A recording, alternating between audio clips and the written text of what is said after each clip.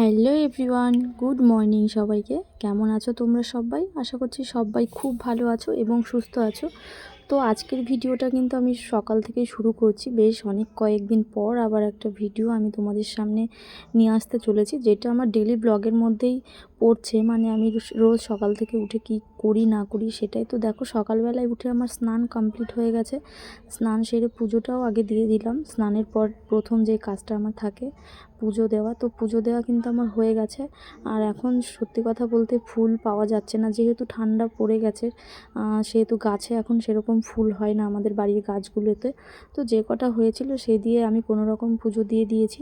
তো পুজোটা তো আমার হয়ে গেছে। এখন আমি একটুখানি রেডি হয়ে নিই, চলো তো দেখো, আমি এখন চুলটা আঁচড়ে নিলাম, একটু সিঁদুর পরে নিয়েছি, একটা টিপ পরে নিয়েছি, ব্যাস হয়ে গেছে। আর আমার মেয়েও কিন্তু উঠে গেছে, ও আছে বাইরে ওই ঘরে। তো ওকে এখন আমি খাওয়াবো, খাইয়ে দেয় স্কুলে পাঠাবো।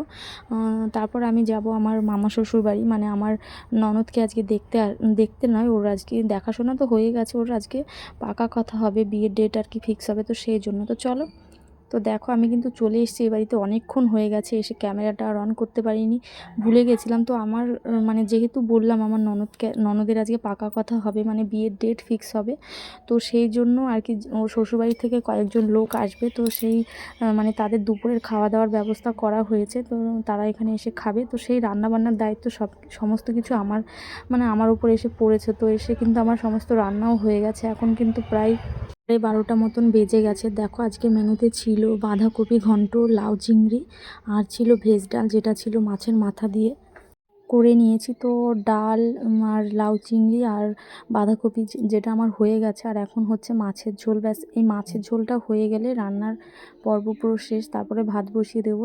আর লোকজন এখনও পর্যন্ত আসেনি, তবে ফোন করেছিল প্রায় 10-15 মিনিটের মধ্যেই পৌঁছে যাবে।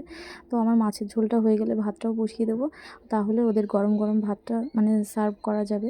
তো ওর লোকজন আসার পরে একটু কথাবার্তা হবে, মানে ডেট ফাইনাল হলে তারপরে তো ওরা খেতে বসে যাবে। তো যাই হোক, চলো আমি তোমাদের দেখাই কি করি না করি। তো চলো, তো দেখো এখানে আমাকে চাল ধুয়ে এনে দিয়েছে মামি। তো চাল ধুয়ে এনে রেখে দিয়েছে।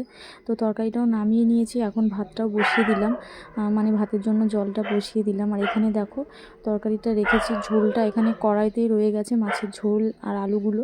আর মাছগুলো আমি তুলে রেখে দিয়েছি যাতে দেবার সময় ভেঙে না যায় মাছটা, তো সেই জন্য মাছটা আলাদা করে রেখে দিয়েছি। তো চলো দেখাই তোমাদের মাছটা কোথায়। এই দেখো এখানে মাছগুলো তুলে রেখেছি, তাহলে দিতে গেলে আর কি সুবিধা হবে, মাছগুলো ভেঙে যাবে না। ঝোলটা আর আলুটা আলাদা করে দেবে, আর মাছগুলো আলাদা করে দিলেই হয়ে যাবে। তো রান্না কিন্তু অলমোস্ট হয়ে গেছে, ভাতটাও বসিয়ে দিয়েছি। আর বাইরে কিন্তু লোকজন চলে এসেছে। তো দেখো মা এখানে, মানে এটা আমার শাশুড়ি মা, এখানে চা বসিয়েছে। তো ওরা চলে এসছে, সেই জন্য চা বসানো হয়েছে। সবাই ঘরে বসে গল্প করছে। আর এখানে মামি কাপগুলো সাজাচ্ছে, এটা হচ্ছে আমার মামি শাশুড়ি। আর এই যে আমার ননদিনী, যে আর কয়েকদিনের মধ্যেই আমাদেরকে ছেড়ে চলে যাবে শ্বশুর বাড়িতে। তো যাই হোক, চলো এখন চাগুলো ঢেলে নিই, তারপর তোমাদেরকে আবার দেখাচ্ছি। তো মামি এখানে কাপগুলো বেশ ভালো করে সাজিয়ে নিচ্ছে। আর আমি বলছিলাম ওই চামচগুলো কী কাজে লাগবে, তাই চামচগুলো কী কাজে লাগবে সেই নিয়ে খুব হাসাহাসি হচ্ছিল।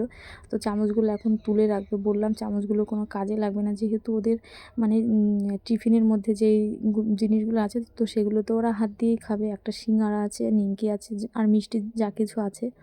তো আমি মামিকে এখানে বলছিলাম যে বিয়ানরা এসেছে, সেই দেখে মামির গলা শুকিয়ে গেছে, তো সেই নিয়ে হাসাহাসি হচ্ছিল।